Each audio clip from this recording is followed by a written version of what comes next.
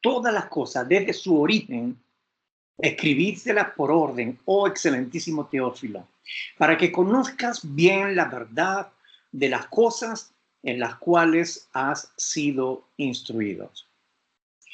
Bien, en esta introducción que el evangelista Lucas hace de su escrito, de su evangelio, él dirige su evangelio a un tal Teófilo, que era un personaje, se ve que era un personaje importante, porque le llama excelentísimo Teófilo. ¿Okay?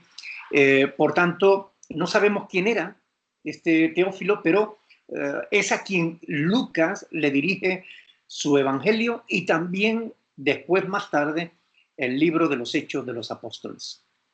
Pues bien, en esta introducción, Lucas se presenta como un historiador que investiga con diligencia todas las cosas y que lo que escribe a continuación lo escribe habiendo investigado profundamente todo lo que él va a decir a continuación, ¿no? Esta introducción deja claro que lo que Teófilo iba a leer no se trataba de un cuento chino, ni tampoco de la paranoia de un grupo de lunáticos que se hubieran vuelto locos, o un grupo de gente a los que le hubieran comido la cabeza, el coco, como decimos en España.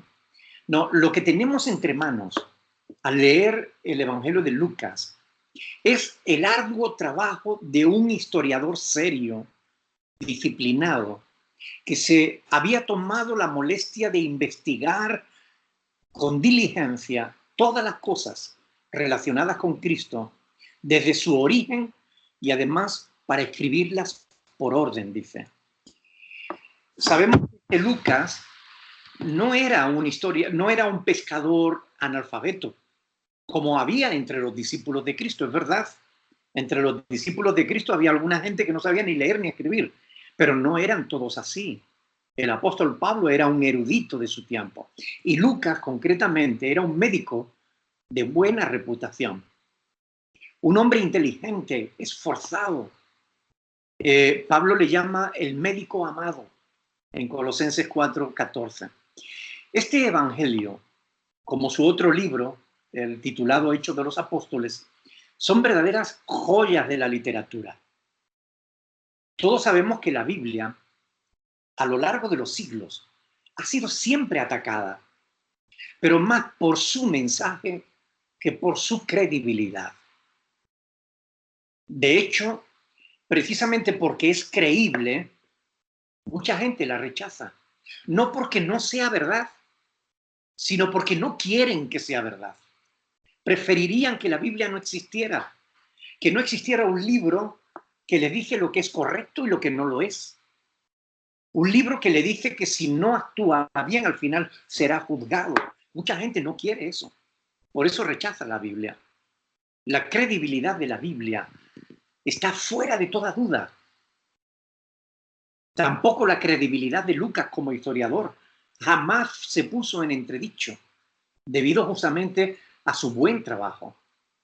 No fue sino hasta hace aproximadamente 150 años, allá por el siglo XVIII, que el auge de la llamada Ilustración, es decir, la alta crítica alemana, un grupo de estudiosos alemanes que llegaron a la conclusión de que nada que ellos no fueran capaces de razonar podía ser verdad. Fíjense qué conclusión, ¿no? Si yo no lo puedo entender, no puede ser verdad. Bueno, eso es pura soberbia humana, ¿no? Pero precisamente porque llegaron a esa conclusión, nada que no sea razonable puede ser verdad, rechazaron la Biblia porque la Biblia tiene cosas que parecen que no son razonables. No son razonables desde la perspectiva humana, pero desde la perspectiva divina sí que lo son. Desde entonces se ha criticado la Biblia, la palabra de Dios, no porque no sea verdad, sino porque el ser humano cree que Dios debería ser tan pequeño como el hombre y que no debería hacer nada que el hombre no pueda entender. Pero bueno, León Tolstoy, un escritor ruso, dijo que si Dios fuera tan pequeño como para que pudiéramos entenderlo en todo, no sería el Dios tan grande que necesitamos. Miren, el Evangelio de Lucas fue rechazado hace 150 años porque contenía algunos nombres de lugares que el ser humano no había hallado, no conocía.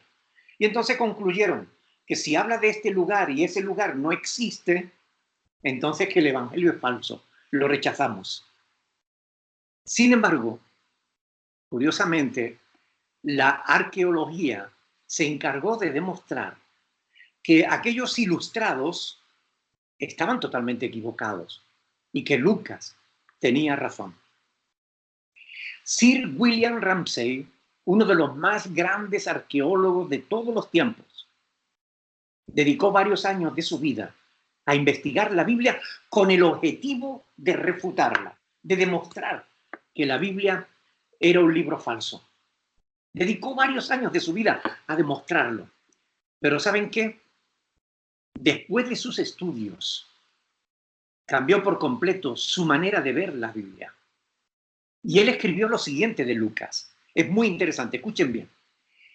William Ramsay, uno de los mejores arqueólogos del mundo, él dijo de Lucas: Lucas es un historiador de primera clase.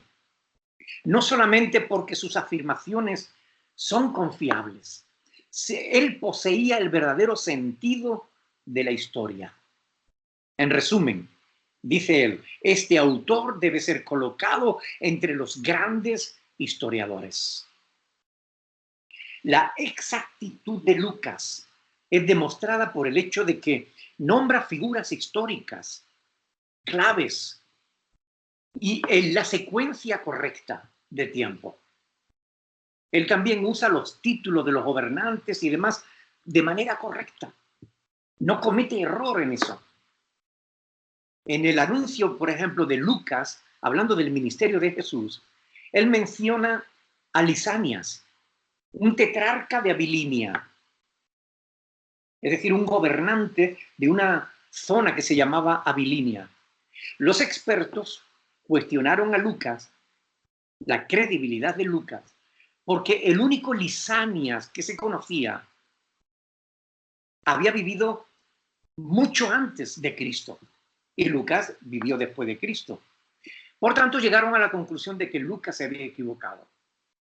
Sin embargo, cuando se encontró una inscripción que data justamente del tiempo después de Cristo, que relata la dedicación de un templo mencionado a Lisanias como el tetrarca de Abilinia, cerca de Damasco, eso concordó perfectamente con el relato de Lucas y dejó atónitos a todos los estudiosos liberales que rechazaban la Biblia. Hay muchos datos que Lucas da tanto en el Evangelio como en el libro de los Hechos de los Apóstoles, que demuestran la exactitud histórica de esos libros, de esos escritos. ¿Qué importancia tiene eso? ¿Qué tiene que ver esto? Muchísimo. Miren, déjeme decirle algo. Estos datos históricos demuestran que lo que tenemos escrito en la Biblia es la pura verdad. Una verdad confiable. Es muy diferente, por ejemplo, si comparamos la Biblia con cualquier otro libro sagrado. Vamos a suponer, por ejemplo, el libro de Mormón. No sé si han oído hablar de los mormones. Si comparamos la Biblia con el libro de Mormón está lleno de fábulas, de historias inventadas, de imperios que ningún historiador ha conocido, de lugares que nadie conoce, ningún explorador conoce, de mapas que no concuerdan con ningún lugar de la Tierra, de historias que ningún historiador respalda. Sin embargo, cuando nosotros estudiamos la Biblia y se nos relata, por ejemplo, Jerusalén, por poner un ejemplo, aún hoy, 2000 años después, nosotros sabemos dónde está Jerusalén. Y si queremos podemos ir y viajar y verla. Y cuando se nos habla de Damasco o cuando se nos habla de algún personaje histórico, podemos seguir la ruta hasta ese personaje histórico. De manera que la Biblia es confiable. Y esto es muy importante. Toda la historia del pueblo de Israel está escrita en la Biblia. ¿Saben? Hoy mismo yo subí un vídeo a mi Facebook de un discurso del embajador de Israel en la ONU, en el que él usaba la Biblia para afirmar el derecho del pueblo judío a poseer la tierra que Dios les había dado. Es decir, la Biblia es un libro confiable. ¿Qué les quiero decir con todas estas cosas? Miren que la fe cristiana no es cosa de tontos. No es que si alguien nos haya engañado. Para que ustedes lo sepan, yo llevo más de 40 años estudiando las Sagradas Escrituras, la Biblia y los documentos que la respaldan. He leído más de 6.000 libros y les puedo asegurar que no estoy en absoluto interesado en engañarme a mí mismo. Ni tampoco tengo el más mínimo interés en engañaros a vosotros ni a nadie. La fe y la razón no están reñidas. Yo soy un hombre de fe, pero también soy un hombre que razona. De hecho, aunque algunas personas no lo crean, no existe absolutamente ningún tipo de controversia entre la Biblia o la fe y la ciencia. Cuando se produce algún conflicto, es porque a la ciencia le falta información. ¿Saben? Un premio Nobel dijo que un poco de ciencia te convierte en ateo. Pero si sigues estudiando mucha ciencia, te convierte en discípulo de Cristo. Y es así. Los que se creen que saben algo rechazan el Evangelio. Pero los que de verdad saben, amamos el Evangelio. Quiero enseñarles 4 pasajes, 4 textos que encontramos en el libro de los Salmos, en el salmo más largo de la Biblia, el Salmo 119. Son cosas que deben hacernos pensar. Por ejemplo, yendo de atrás hacia adelante, en el Salmo 119, versículo 160, está escrito: la suma de tu palabra es verdad. Es decir, toda tu palabra, se refiere a la palabra de Dios, es verdad y eterno es todo juicio de justicia. Esto también lo dijo el mismo Señor Jesús en el Evangelio de Juan, en el capítulo 17. Tu palabra es verdad. En el versículo 130 del Salmo 119, dice: la exposición de tus palabras alumbra, hace entender a los simples.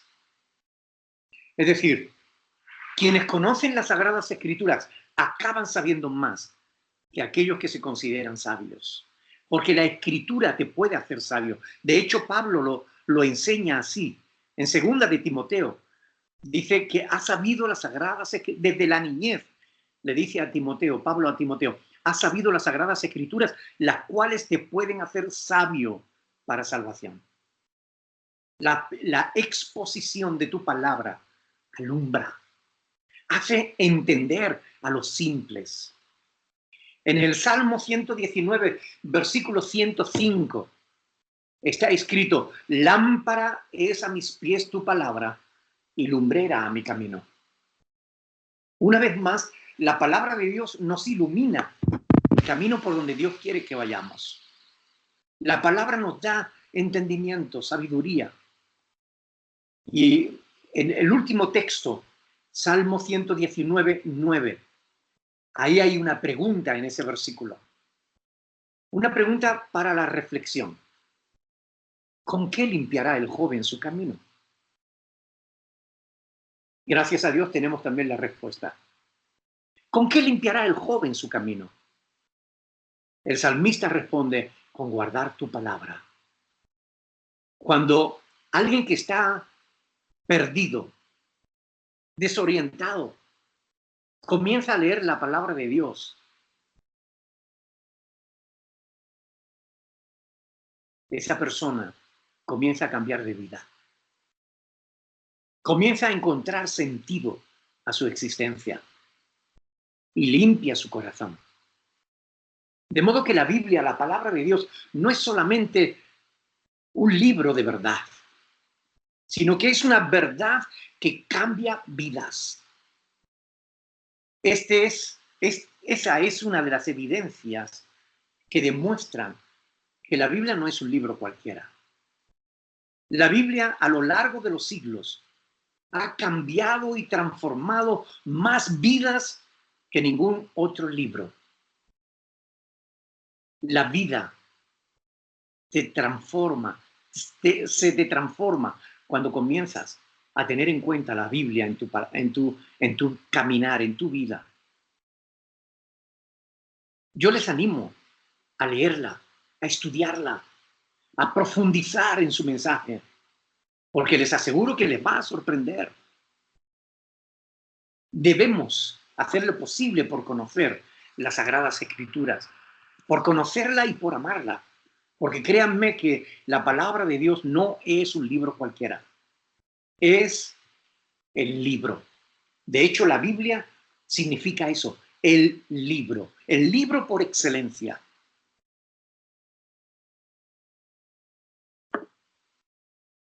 Hay muchas cosas que yo podría decirles de la Biblia,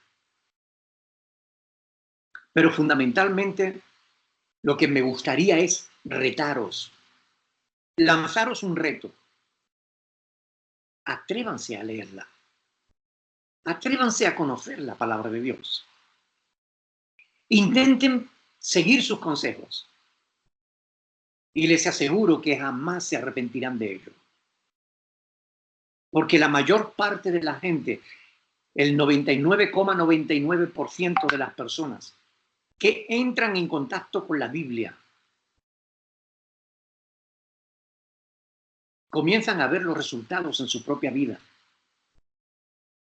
en su entorno, en su hogar, en su familia. Yo les animo, conózcanla. No tienen nada que perder y sin embargo tienen mucho que ganar. La fe cristiana no es una fe de tontos. La fe cristiana es para gente inteligente. La fe cristiana es para quienes de verdad saben qué es lo que les conviene. Y miren, déjenme ponérselo de esta manera. Aunque solo sea por si acaso, les conviene creer en la palabra de Dios. Aunque solo sea por si acaso. Es más inteligente protegerse que no hacerlo. Es más inteligente seguir los consejos de Dios que no hacerlo. Es más inteligente. Por tanto, yo les animo. Estudien la Biblia. No es un libro como a mí alguien me dijo en cierta ocasión, es que el papel es muy noble y se deja escribir. Con eso quería decir que cualquiera puede escribir la Biblia y no es cierto. No es cierto. Dios ha guardado su palabra a lo largo de los siglos porque mucha gente ha querido cambiar la Biblia. Pero Dios no ha permitido que la palabra de Dios quedara en el olvido, enterrada en multitud de otros documentos. Dios ha guardado y preservado su palabra de forma milagrosa, porque emperadores y reyes trataron de destruirla.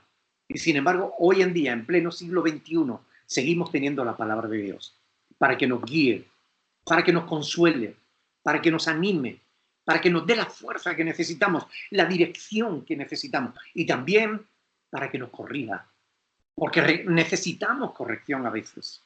Y tú lo sabes y yo lo sé. Por eso, anímense. Anímense a estudiar la Biblia. No perderán el tiempo. Les aseguro que merece la pena. La Biblia es palabra de Dios. No es un libro cualquiera. Es un libro que puede cambiar tu vida.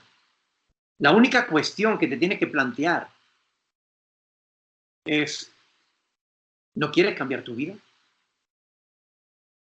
Si quieres cambiar tu vida, La Biblia es el instrumento que Dios te ofrece. De modo que me gustaría que pudiésemos hacer una oración para que Dios nos ayude a entender estas cosas, porque no son meras palabras lo que les digo. Lo que les digo es que la fe es importante, que la escritura es importante, la palabra de Dios es importante y puede marcar la diferencia en tu vida y en la vida de tu familia. Puede marcar la diferencia. Algunos harán casos, otros no. Vuestra actitud será lo que marque la diferencia. Oremos, pidámosle a Dios que nos ayude. Padre del cielo, te doy gracias, Señor, porque tú eres bueno y todopoderoso y has querido guardar tu palabra a lo largo de los siglos para que llegue hasta nosotros, Señor. Quiero rogarte, Señor, en el nombre de Jesús, que tú bendiga a todos y cada uno de los jóvenes, de las personas que están ahí, Señor. Toca sus vidas, toca sus corazones. Ayúdalos, Señor, para que sean inteligentes. Quita la necedad de sus corazones y ayúdalos para que puedan reaccionar por su propio bien y acercarse a ti, Señor. Salva sus vidas, perdona sus pecados, ayúdalos, Señor. Limpia, Señor, sus corazones. Yo te lo ruego en el nombre de Jesús. Que ellos puedan conocerte y por medio de ese conocimiento sus vidas sean transformadas. Para la gloria de tu bendito nombre, en el nombre de Jesús. Amén y amén. Ahora me gustaría, si alguno de vosotros tiene pregunta, me gustaría poder responderla con la ayuda del Señor.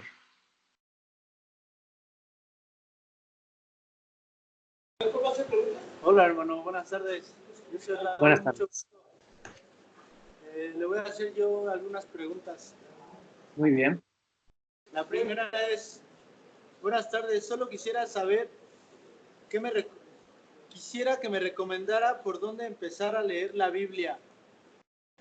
Es una buena pregunta. La palabra de Dios es mejor comenzar a leerla por el Nuevo Testamento, porque nos ayuda a conocer la historia de Cristo, las enseñanzas de Cristo, lo que Él enseñó a sus discípulos y también lo que estos enseñaron a su vez a otros. Por tanto, comiencen por el Evangelio de Mateo y de ahí sigan adelante, leyendo la palabra de Dios. Creo que es una lectura que puede cambiar vuestras vidas para bien. Comiencen por ahí, por los evangelios.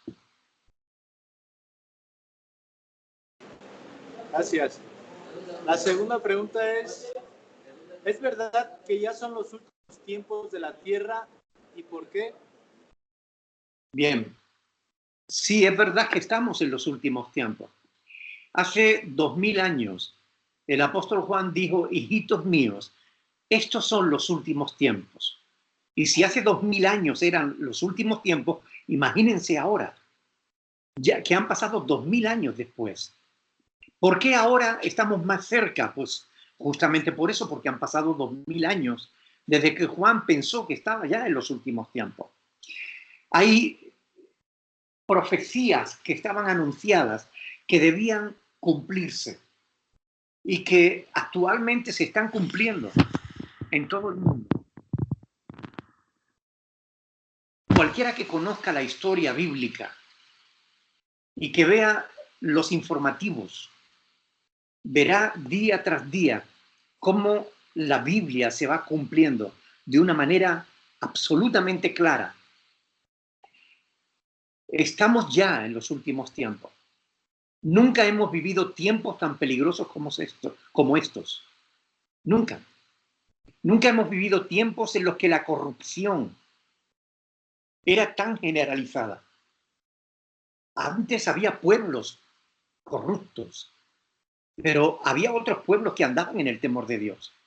Actualmente toda la tierra se está corrompiendo, como antes del diluvio. Solo que en este caso, la palabra de Dios muestra en 2 de Pedro, capítulo 3, que en esta ocasión el juicio de Dios no vendrá por agua, sino por fuego. Y la tierra y las obras que en ellas hay serán quemadas. y el mundo, el universo entero, dejará de existir.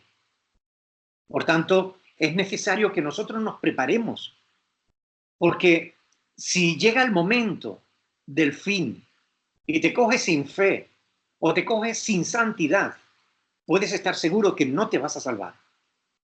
Por tanto, es necesario que prestemos atención a la palabra de Dios y estemos apercibidos para que cuando llegue el día nosotros seamos librados de la hora de prueba que ha de venir sobre el mundo entero.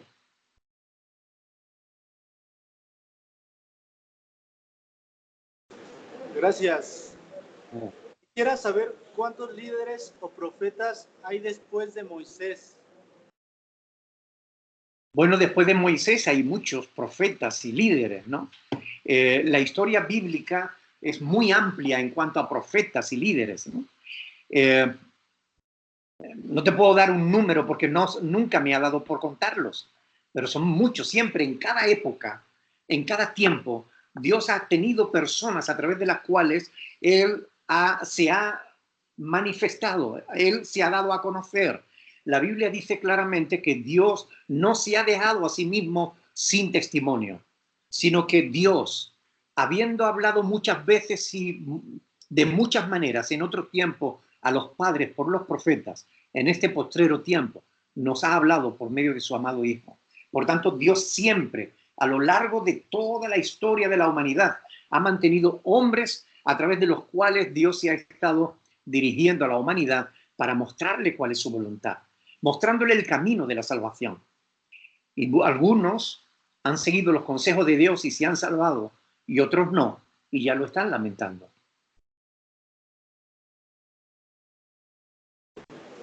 Gracias. ¿Me puede explicar el mandamiento del que nos habla Timoteo 1:5? Timoteo 1:5.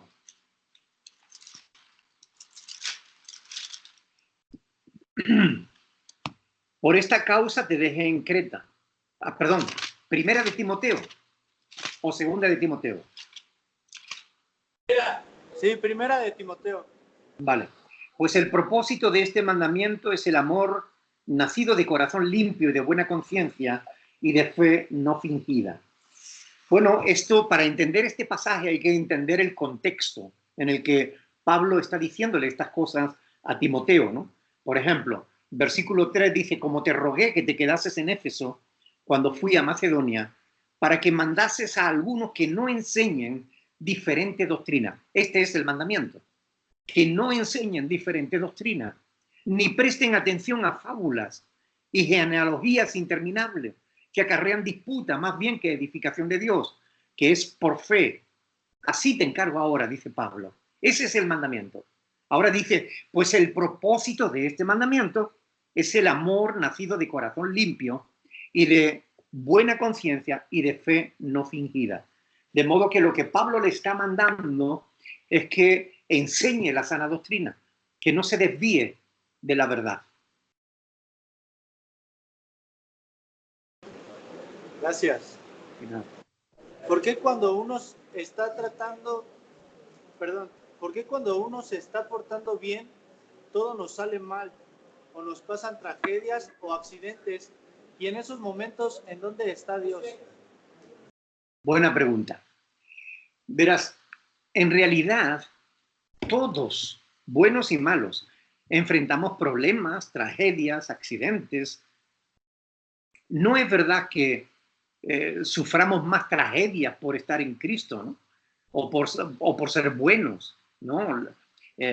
La verdad es que a todo el mundo les pasa los problemas y las dificultades. Todo el mundo tiene problemas y tragedias. Ahora, ¿dónde está Dios cuando sufren tragedias? Cuando pasan tragedias. Bueno, Dios está ahí con nosotros, dispuesto a consolarnos, a ayudarnos, a darnos la fuerza necesaria. Si acudimos a Él, en Él podemos encontrar la fuerza necesaria para afrontar cualquier tipo de tragedia. Sobre todo teniendo en cuenta que muchas veces las tragedias son las que nos pueden acercar a Dios. Muchas veces las tragedias no son sino oportunidades para que nos encontremos a nosotros mismos y encontremos a Dios. Repito, todo el mundo sufre tragedias, creyentes y no creyentes, buenos y malos. Todo el mundo sufre tragedias. ¿Por qué? Pues porque estamos en un mundo en el que la mayoría de la gente obra mal. La mayor parte de las tragedias que sufrimos son causadas por gentes que actúan mal. Hace poco oí de una persona que iba tranquilamente a comprar y le pegaron 3 tiros sin que hubiera hecho nada malo. Hace no mucho estuve en México, el año pasado. Estuvimos a punto de detenernos en un restaurante a cenar, porque después de una conferencia que estuve dando, la persona que me llevaba al hotel me dice, vamos a parar aquí a cenar. Y le dije, no, mira, de verdad que tengo más sueño que hambre, estoy cansado, llévame al hotel directamente. Nos fuimos para el hotel y al día siguiente, leyendo el periódico, veo que en ese mismo restaurante habían matado a 2 personas, justamente a la hora en que nosotros íbamos a estar allí. Bueno, aquellas personas no tienen por qué ser malas, las que murieron. Posiblemente, por lo menos uno de ellos, porque sé que fueron a matar a alguien, pero el otro era simplemente un testigo que estaba allí cenando tranquilamente y murió sin que hubiera hecho nada malo. ¿Por qué pasa eso? Porque hay personas que son verdaderos asesinos. La culpa no es de Dios, aunque a nosotros a veces nos gusta culpar a Dios o buscar un culpable.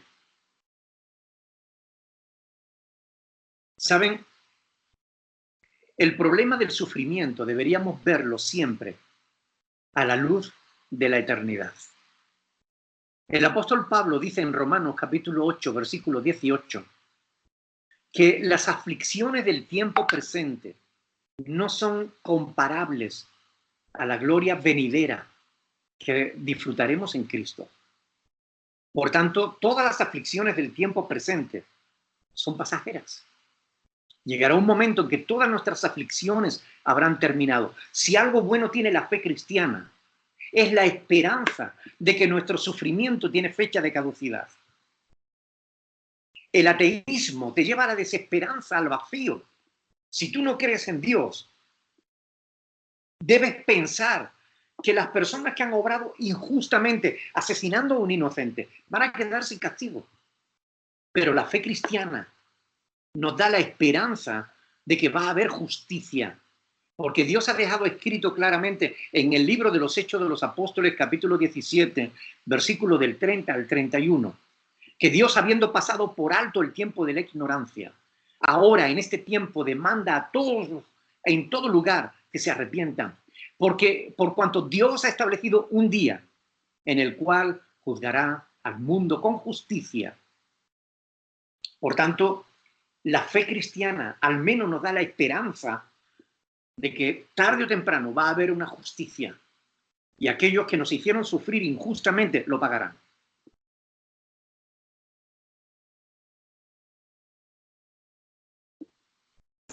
Gracias.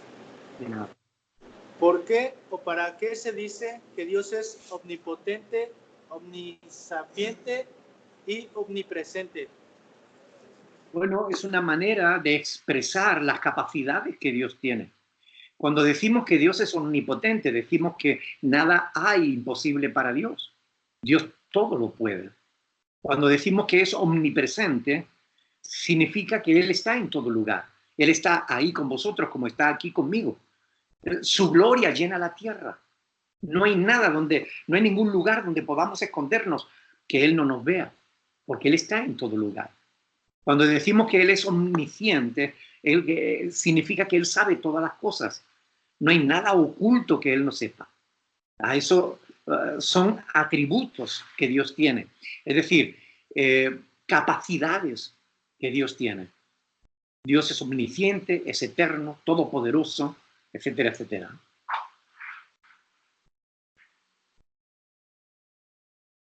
Bien, gracias. ¿Realmente Dios prueba mi fe? ¿cómo puedo saber si lo hace? Sí, Dios prueba nuestra fe y lo hace precisamente a veces permitiendo que ocurran cosas en nuestra vida. A veces nos ponen, nos vemos en situaciones difíciles, ¿no? Y a veces en situaciones aparentemente favorables, pero que no son sino una prueba para ver si realmente superamos o no. A veces pasamos por necesidades y algunos pierden la fe cuando pasan por necesidad. Otros, en cambio, superan la necesidad con su fe.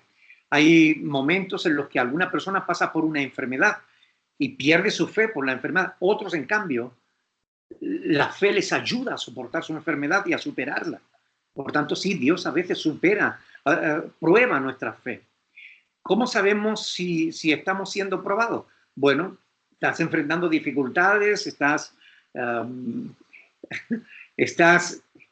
alguien te está ofreciendo algo que no debieras tomar, pero te lo está ofreciendo a ver si caes.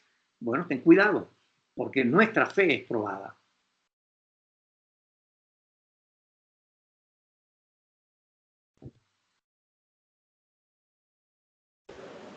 Sí, gracias. Pastor, ¿nos puede explicar los versículos de Eclesiastés capítulo 7, del versículo 20 al 22? Bueno, Eclesiastés es un libro que ya lo he explicado en varias ocasiones. Es un libro que escribió Salomón durante el tiempo en el que él estuvo investigando. Salomón investigó el comportamiento humano. Salomón fue el hombre más sabio de la tierra. Y él dedicó gran parte de su vida a estudiar el comportamiento del hombre. Él vio como muchos hombres se afanaban por conseguir riquezas y al final morían y dejaban su riqueza para otros. Vio como algunas personas se afanaban por otras cosas, en el arte, en la cultura, en cualquier cosa. Y él decía siempre, acababa diciendo, vanidad de vanidades, todo es vanidad, dijo el predicador, ¿no? El libro de Eclesiastés, para poder entenderlo, hay que llegar hasta el final. Es en el capítulo 12, cuando Salomón concluye ese libro, que podemos entender todo lo que ha escrito. Es decir, el fin del discurso oído es este, dice Salomón. Teme a Dios y guarda sus mandamientos, porque esto es el todo del hombre, porque para eso hemos sido creados. Y Dios traerá a juicio toda obra encubierta, sea buena o sea mala. Por tanto, es el libro de Eclesiastés. Hay que entenderlo desde esa perspectiva. Está escrito desde un hombre que trata de entender el mundo y se da cuenta de que el mundo no tiene sentido a menos que contemos con Dios. Cuando metemos a Dios en la ecuación, entonces todo cobra sentido.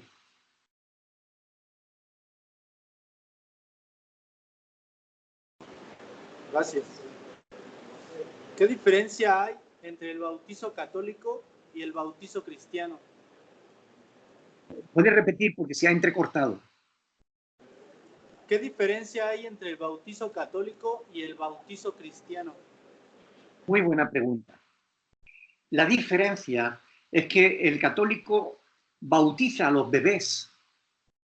Nosotros fuimos bautizados cuando fuimos pequeñitos, recién, con muy poco tiempo de vida. Mientras que el bautismo cristiano está basado en las Sagradas Escrituras.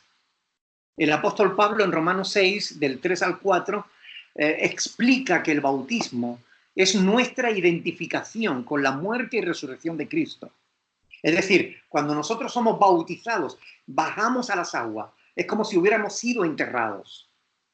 Y cuando salimos de las aguas, es como si hubiéramos resucitado a una vida nueva. Ese es el sentido del bautismo cristiano. Nos bautizamos para dar testimonio de que morimos a la vieja vida y nacemos a una vida nueva. El bautismo de los bebés no tiene sentido. Primero, porque Jesús dijo que de los niños es el reino de los cielos. Por tanto, ellos no necesitan ser bautizados para entrar en el reino de los cielos. Es una mentira que si un niño muere sin bautizar se va al limbo. Hasta la Iglesia Católica ha reconocido que el limbo no existe. Es falso que si un niño muere sin bautizar no vaya a ir al cielo. Es falso. Jesús dijo, de los niños es el reino de los cielos. Y ahora piensen ustedes quién tiene más razón, si Jesús o los papas. Bueno, yo prefiero creer a Jesús y su palabra antes que a los papas católicos. Ahora, el bautismo de un niño no tiene sentido, no sirve, porque uno de los requisitos fundamentales para ser bautizados es que la persona crea.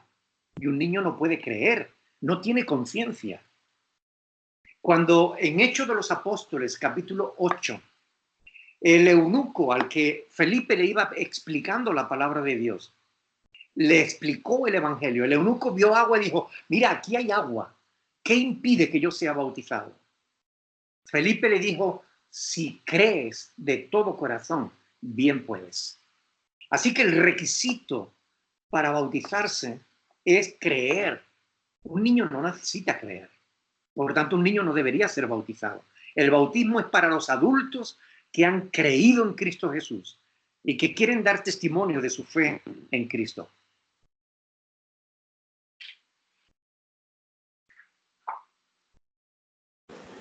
Me están comentando que en la Iglesia Católica dicen que nacimos en pecado, por eso es la razón que nos bautizan. Bueno, es muy buena puntualización. Eso dice la Iglesia Católica, pero, ¿saben? La Biblia, que es la palabra de Dios, desmiente esa mentira. Es decir, no hay ni un solo texto bíblico que diga que nosotros nacemos en pecado. Ni uno solo. Si Jesús dice de los niños es el reino de los cielos, es porque Jesús está considerando que los niños no tienen pecado. Porque nadie con pecado puede entrar en el reino de los cielos. De modo que, una vez más, ¿quién se equivoca? ¿La Iglesia Católica o Cristo? Yo creo que no hay ni un solo texto bíblico que diga que nacemos en pecado. Por tanto, es una falsa doctrina.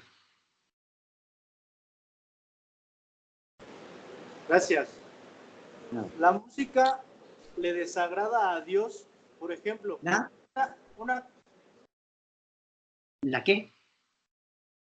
La música le desagrada a Dios, por ejemplo, una canción de amor hacia una chica. No, es una buena pregunta. La música no solo no desagrada a Dios, la música nació en el cielo. Antes de que el hombre fuera creado, ya había música en el cielo. La palabra de Dios dice que cuando Dios estaba creando a los seres espirituales, a los ángeles, a los querubines, ya había música en el cielo. Por tanto, a Dios no le desagrada la música. Ahora bien, ¿se puede cantar una canción de amor? ¿Por qué no? La música es un vehículo para la expresión. Podemos expresar nuestro amor a través de una canción, por supuesto. Ahora, hay música y música. Hay música que nos acerca a Dios y hay música que nos aleja de Dios. Hay música que honra a Dios y hay música que no solo no honra a Dios, sino que denigra incluso a las personas. Por tanto, únicamente lo que tenemos que hacer es escoger la música que queramos oír, ¿no? Saber escoger.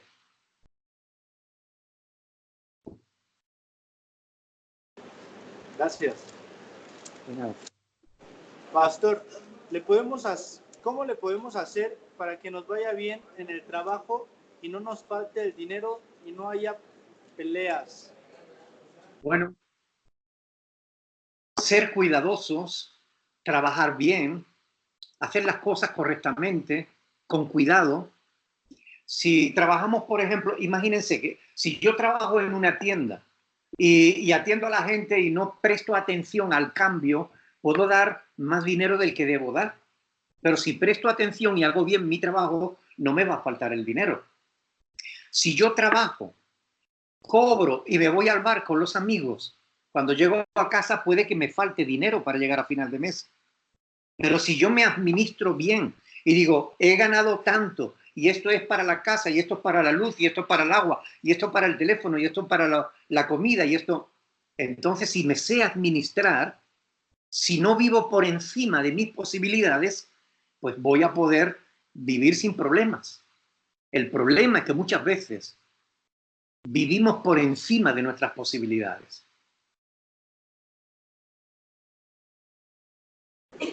Gracias. Ya. ¿Cómo debo reaccionar si una persona me agrede verbal o físicamente? Ahora estoy con Cristo. Sí, yo era muy agresivo. Bien. La palabra de Dios nos dice que no debemos responder al mal con mal, sino que venzamos al mal con el bien. Eso es lo que nos dice la palabra de Dios. Por eso dice el apóstol Pablo en Romanos capítulo 12 que en cuanto dependa de nosotros, estemos en paz con todos. Es verdad que a veces no depende de nosotros, pero en cuanto dependa de nosotros, debemos hacer lo posible por estar en paz con todos.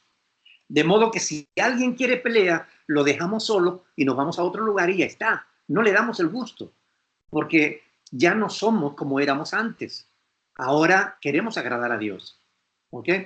Si alguien trata de hacerte daño, pues tú hazle bien y le estás quitando el motivo o la razón para hacerte daño.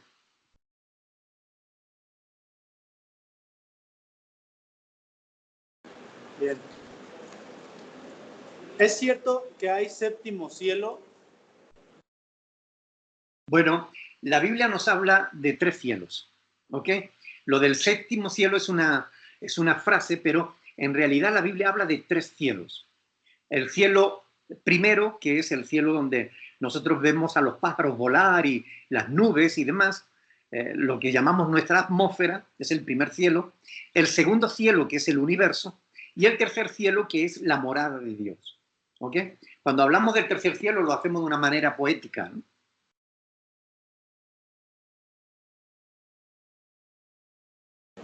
Gracias.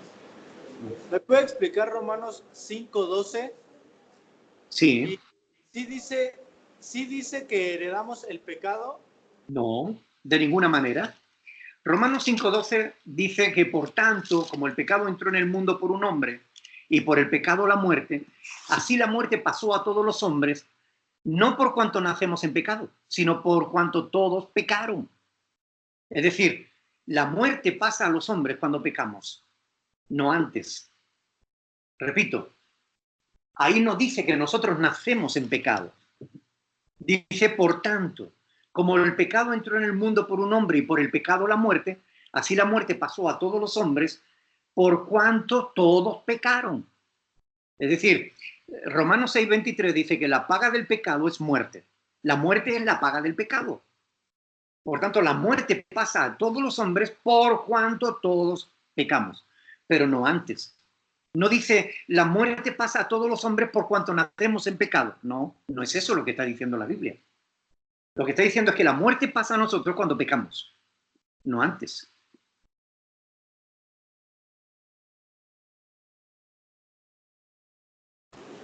Gracias. ¿Cómo puedo recuperar la fe de un poder superior? No es la fe de un poder superior lo que tiene que recobrar. Lo que tienes que tener fe en Dios. Y para ello no hay nada mejor que oír de la palabra de Dios. La Biblia dice claramente que la fe viene por el oír de la palabra de Dios. Romanos 10:17. Por tanto, oyendo la Biblia, leyendo la Biblia, ahí es como puedes adquirir fe. La fe es confiar en que lo que Dios te dice es verdad. Y la fe viene justamente por la Escritura, por la palabra de Dios. Gracias. Cuando le pido a Dios por mi familia y por otras personas, a veces digo lo mismo. ¿Está bien para Dios?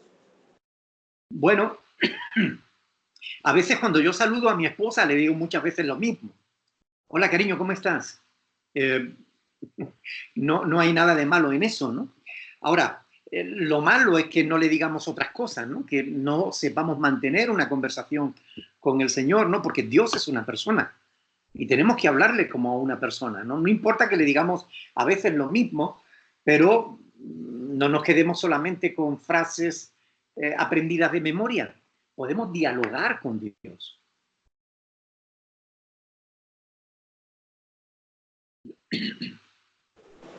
Gracias. ¿Cómo podemos permanecer limpios de la sangre de todo hombre? Según las palabras de Pablo en Hechos. Bueno, la manera de mantenernos limpios de la sangre de todos es de dos formas. Primero, no asesinando a nadie, no derramando su sangre. Segundo, hablando del Señor Jesús a los demás. Cuando Pablo dice eso en el libro de los Hechos, limpio estoy de la sangre de todos vosotros, se está refiriendo a que él no se escondió el evangelio, él lo compartió. ¿Por qué dice Pablo esa frase? Porque está citando al profeta Ezequiel, quien dijo que Dios lo había puesto como atalaya sobre el pueblo y para que cuando viera venir al enemigo, él tocara trompeta. Y si el pueblo, al oír la trompeta, se apercibía, podía ser libre del enemigo y seguir vivo. Pero si el pueblo no se percibía, después de él tocar la trompeta, el pueblo moriría por su pecado. Pero el profeta habría librado sus manos porque había cumplido con su labor.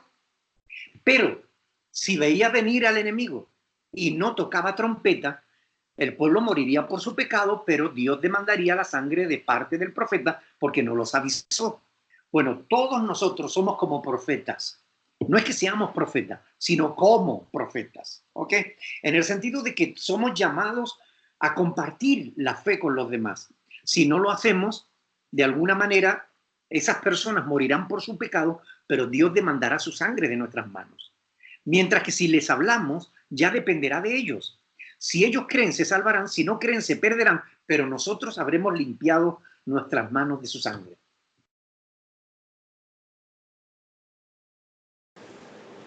Gracias. ¿De qué manera es Jehová bueno para con todos y cómo debería esto acercarnos cada vez más a Él? Bueno, Dios es bueno en gran manera. Todo lo que Dios hizo es bueno en gran manera. Cuando leemos los primeros capítulos del libro de Génesis, el primer libro de la Biblia, donde se nos relata la creación, cada vez que Dios va haciendo algo, dice, y vio Dios que era bueno. Y Dios vio que era bueno. Y vio Dios que era bueno en gran manera. Todo lo que Dios hizo, lo hizo perfecto, lo hizo bueno. Únicamente que al hacernos perfectos a los hombres, nos hizo libres y fuimos nosotros, en nuestra libertad, los que estropeamos la creación de Dios.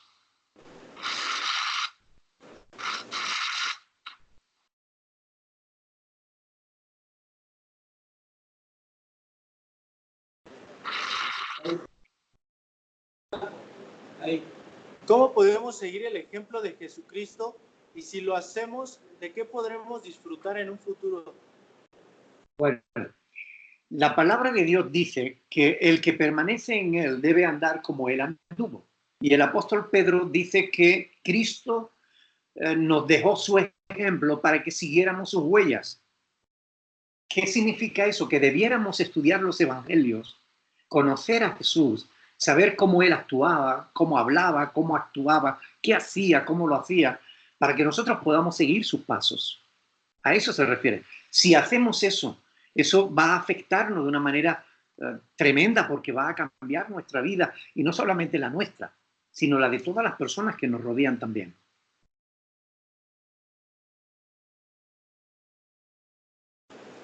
Gracias. ¿Cuáles son algunas de las muchas razones que tenemos para alabar a Jehová? El hecho de estar vivos es una razón para poder alabar a Dios. El hecho de poder respirar, el hecho de haber abierto nuestros ojos esta mañana, porque ¿saben ustedes que algunas personas no lo pudieron abrir? Se quedaron durante la noche muertos. y que ahora están rindiendo cuentas delante de Dios, saben que poder ver ya es una bendición y que mucha gente quisiera poder ver y no pueden verlo. Poder mover tus manos, tus pies, caminar. Hay personas que llevan toda su vida acostados en una cama. Hay multitud de razones por las cuales podemos dar gracias a Dios. Mírenlo desde esta perspectiva. Les voy a hacer una pregunta. ¿Qué pasaría si mañana solo tuvieras aquello por lo que hoy le das gracias a Dios? Repito, ¿qué pasaría si mañana solo tuvieras aquello por lo que hoy le das gracias a Dios? ¿Qué te gustaría tener mañana? Pues ya lo tienes hoy, agradéceselo a Dios. Si no se lo agradece, puede que mañana no lo tengas. A veces no apreciamos las cosas hasta que las perdemos. Entonces, no seamos así. Démosle gracias a Dios. Tenemos miles de motivos para darle gracias a Dios. Gracias. Preguntan, ¿qué tan cierto es que ver películas de terror abre puertas? Y si esto es malo. Es totalmente cierto y es absolutamente cierto que es malo. Hay personas que disfrutan viendo películas de terror, pero no se dan cuenta de que están insensibilizando su corazón, su conciencia, y que esto lo va a usar el enemigo para sembrar en su corazón, bien sean espíritus de temor o bien sean cosas peores todavía, espíritus de violencia, de muchas cosas que no deberías tener. Yo he visto personas endemoniadas por causa de películas de terror.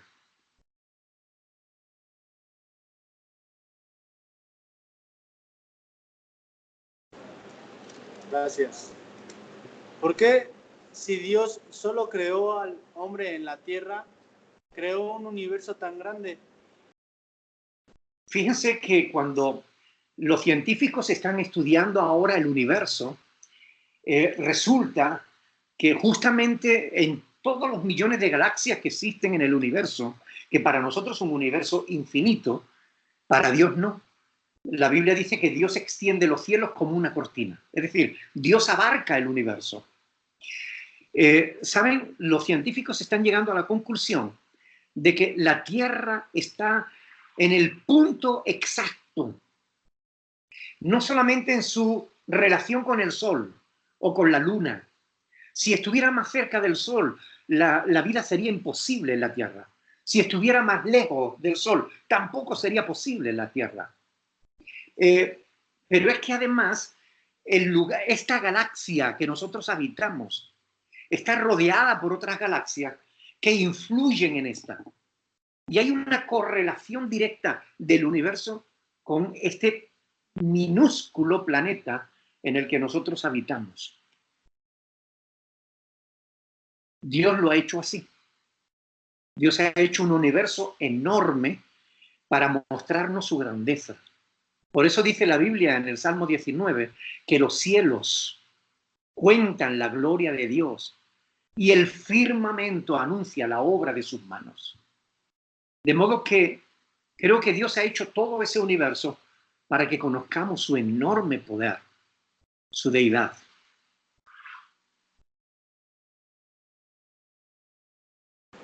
Gracias. ¿Qué dio a entender Jesús cuando dijo que si te pegan en una mejilla, pongas la otra? ¿Hasta qué punto debemos llegar? Bueno, aunque en realidad no hay que tomarlo de manera literal, ¿verdad? Pero lo que está diciendo es que no nos venguemos, que dejemos lugar a la ira de Dios. Pablo lo dice claramente en Romanos capítulo 12, versículo del 17 al 21. Pablo lo dice, no vengáis vosotros, los míos, dejar lugar a la ira de Dios. Yo pagaré, dice el Señor. Por tanto, si tu enemigo tiene hambre, dale de comer, y si tiene sed, dale de beber, porque haciendo estas cosas amontonas ascuas de fuego sobre su cabeza.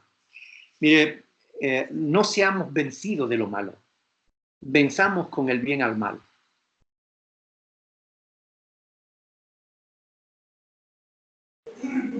Gracias. No.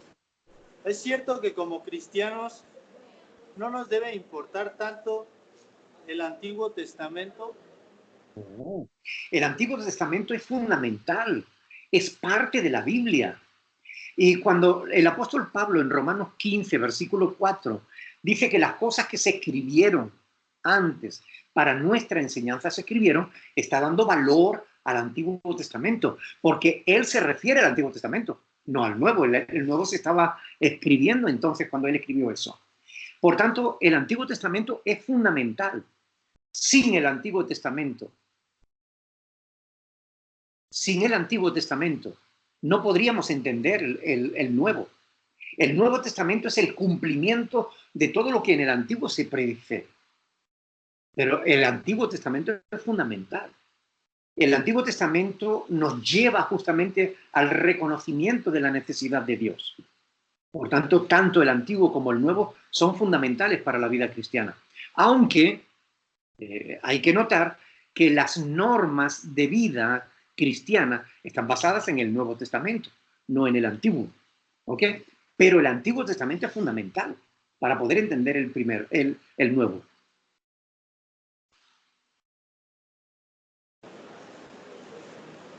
Es necesario creer en Dios porque a mí me inculcaron los santos. Porque a mí me inculcaron a los santos.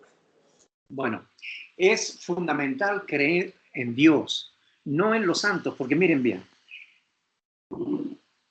la Biblia dice claramente, amarás al Señor tu Dios con toda tu alma, con toda tu fuerza, con toda tu mente. A Él solo servirás. Dios hay uno solamente. Mi mamá decía cuando yo preguntaba ciertas cosas, ella decía, donde hay patrón no manda marinero. Es decir, si podemos ir directamente al patrón, ¿para qué vamos a usar más intermediarios? Aparte de que el apóstol Pablo dice claramente en 1 Timoteo 2:5 que hay un solo Dios y un solo mediador entre Dios y los hombres, que es Jesucristo hombre. Por tanto, la Biblia nos enseña que los santos no son mediadores entre Dios y los hombres. La Iglesia Católica ha enseñado muchísimas mentiras que no tienen fundamento bíblico, que no tienen fundamento en la verdad de la palabra de Dios. Por ejemplo, la adoración a los santos. Solo Dios debe ser adorado, nadie más. Solo Cristo es mediador entre Dios y los hombres, nadie más. Y esto es algo que enseña la palabra de Dios claramente. Ustedes lo pueden ver, 1 Timoteo 2:5. Por tanto, si tenemos la palabra de Dios que nos instruye, debemos seguir las instrucciones de la palabra de Dios, no lo que enseñan las religiones que no se sostienen en la Biblia. Gracias. ¿Cómo le puedo entregar a Dios todos mis pecados? La Biblia dice en 1 de Juan, capítulo 1, versículo 9, que si confesamos nuestros pecados, Dios es fiel y es justo para perdonar nuestros pecados y limpiarnos de toda maldad. De modo que la manera de librarnos de nuestros pecados es hablando con Dios, diciéndole, Señor, reconozco que te he fallado en esto, en esto, en esto. Por favor, perdóname, ayúdame a no volver a hacer esas cosas. Yo quiero agradarte. Y justamente ahí, cuando tú haces eso y lo haces de verdad y de corazón, la palabra de Dios dice que Dios te perdona y te limpia de toda maldad. Gracias. Nada. ¿Cuántas son las generaciones desde Abraham hasta David? No lo sabemos, porque las genealogías en la Biblia no son completas. Por ejemplo, ¿recuerdan cuando Jesús estaba en Jerusalén y la gente decía, Jesús, hijo de David? Bien, la palabra hijo de en la Biblia, en el pueblo hebreo, significa descendiente de, no significa hijo directo, sino descendiente de alguien. Por ejemplo, ¿han visto la película Ben-Hur? Ben-Hur, Ben, la palabra Ben significa hijo o descendiente. Ben Ben-Hud era Ben-Judá, es decir, hijo de Judá. Por tanto, entre David y Jesús pasaron un montón de generaciones, porque David vivió 1000 años antes de Cristo.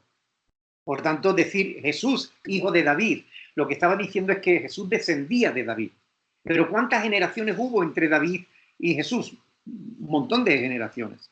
Por tanto, no se sabe cuántas generaciones hubo. Sabemos aproximadamente hubo 2000 años de Abraham a Jesús. ¿Ok? Ahora, ¿cuántas generaciones pueden entrar ahí? Depende del tiempo que dediquemos a cada generación. Si decimos son 30 o 40 años, pues coge 2000 y lo divide y más o menos tienes una aproximación, pero nunca será exacto, ¿no? Gracias. ¿Es cierto que todo lo que pedimos a Dios, Él nos escucha? Porque a mí no me ha respondido. Bien, que Dios nos escucha es totalmente cierto. La Biblia dice, sabemos que si pedimos alguna cosa conforme a su voluntad, Él nos escucha. Y sabemos que si no se escucha, ¿okay? Tenemos las cosas que le hayamos pedido, siempre que sea conforme a su voluntad. Quizás el problema está en que lo que le estamos pidiendo no es conforme a la voluntad de Dios. Ahí es donde tenemos que asegurarnos de que lo que le pedimos es conforme a su voluntad. Pero que Dios nos escucha, nos escucha. Porque la Biblia dice, cercano está el Señor a los quebrantados de corazón. Y el rey David escribió un salmo precioso, el Salmo 34, donde dice, busqué a Dios y Él me oyó y me libró de todas mis angustias. Es decir, Dios nos escucha. Recuerden las palabras de Jeremías cuando dice en el capítulo 33:3, dice, clama a mí y yo te responderé, dice el Señor. Clama a mí y yo te responderé. Pero tenemos que clamar conforme a la voluntad de Dios. Siempre teniendo en cuenta eso.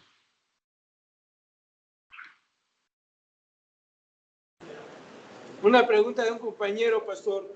Sí. Dice que viene una persona aquí a hablarles de la palabra, pero que cuando él lo escucha no lo soporta, aunque le hable de la palabra, como que le da coraje y eso hace como que alejarlo de Dios. Pero sin embargo hay otro que viene y le predica la palabra, le habla de la palabra y como que él sí le pone más atención y lo acerca más a Dios. Pero al otro, ¿qué pasa ahí?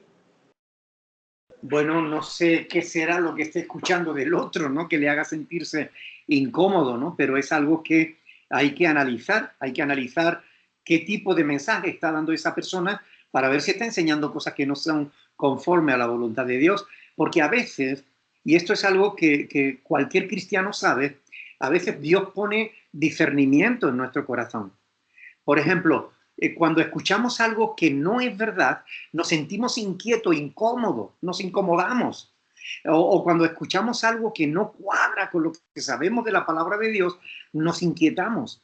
A mí me pasa incluso leyendo. Yo estoy leyendo un libro, aunque sea un libro cristiano, pero cuando leo algo que no es conforme a la voluntad de Dios, ahí inmediatamente me siento mal y tengo que volver atrás a ver qué se me ha pasado por aquí que me está haciendo sentir mal. Y es el Espíritu de Dios que da testimonio a nuestro espíritu de que algo no anda bien.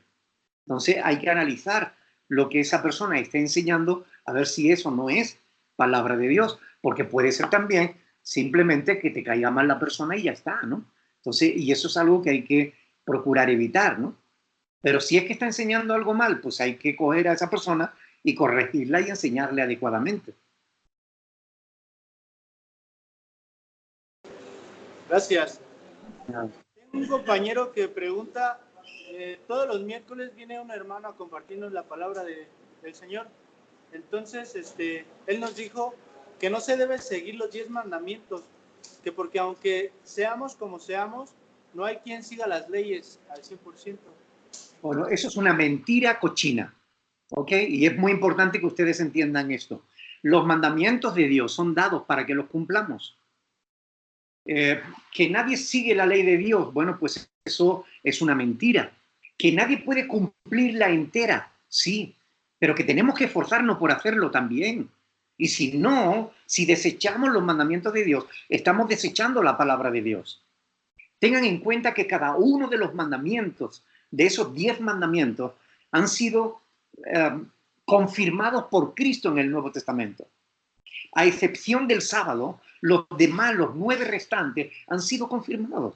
De tal manera que, por ejemplo, Mateo capítulo 22, del 37 al 40, ahí cuando le preguntan a los fariseos a Jesús, Maestro, ¿cuál es el gran mandamiento de la ley de Dios? Jesús dice, le cita Deuteronomio capítulo 6. Oye Israel, el Señor tu Dios uno es, amarás al Señor tu Dios con todo tu corazón, con toda tu alma, con toda tu mente. Es decir, ¿se equivocó Jesús? Yo creo que Jesús no se equivoca. Y Jesús estaba confirmando que ese, que es el primero de los 10 mandamientos, ese hay que cumplirlo. Hay que amar a Dios por encima de todo. El segundo es semejante. ¿Ok? Pues, por tanto, tenemos que seguir cumpliendo la voluntad de Dios. Cualquiera que enseñe que la palabra de Dios no hay que tenerla en cuenta es un mentiroso que no hay que escuchar, sea quien sea. Es muy importante que eso lo tengan claro. Hermano, esas son todas las palabras que tienen los compañeros. Muy bien. En nombre de todos nosotros le damos las gracias por aclarar las dudas. No, gracias a vosotros por aguantarme cada viernes este rato. De verdad que para mí es un privilegio poder compartir este tiempo con todos ustedes y poder hablar y conversar de las cosas del Señor que para mí son tan hermosas, ¿no? Así que gracias a vosotros. Hacemos entonces una oración para terminar. ¿Ok? Sí, está bien, adelante. Muy bien. Padre del cielo, te damos muchas gracias, Señor, por tu amor para con nuestras vidas. Porque reconocemos que nos has amado tanto, Señor, que enviaste a tu propio Hijo a morir por nuestros pecados. Señor, gracias, porque no lo merecíamos, pero tú lo has hecho, porque nos amaste incondicionalmente y te lo agradecemos de todo corazón. Ahora, Señor, bendice a cada uno en particular de mis hermanos que están ahí. Ayúdalos, Señor, para que puedan meditar en todas estas cosas que hemos hablado. Que tu palabra penetre hasta lo profundo de sus corazones y allí sea sembrada y germine y lleve fruto que glorifique en tu nombre. Yo te ruego que cambie vidas, que cambie familias, hogares. Señor, cambia a las personas para que tú seas glorificado en cada una de ellas. Padre, en el nombre de Jesús, gracias por el privilegio de poder compartir este tiempo con ellos. Te lo agradezco de todo corazón, Señor, y te pido que tú atiendas las oraciones de cada uno de ellos y supla, Señor, sus necesidades y responda a sus oraciones de manera que ellos puedan ver que tú eres un Dios bueno, real y todopoderoso. En el nombre de Jesucristo te lo ruego y te doy las gracias, Señor. Amén. Amén. Gracias, pastor. A vosotros, Pedrino. Estamos Bendición a todos. acá y de este lado. Chao. Bendición. Dios les bendiga. Gracias, pastor. Ahorita le vuelvo a marcar.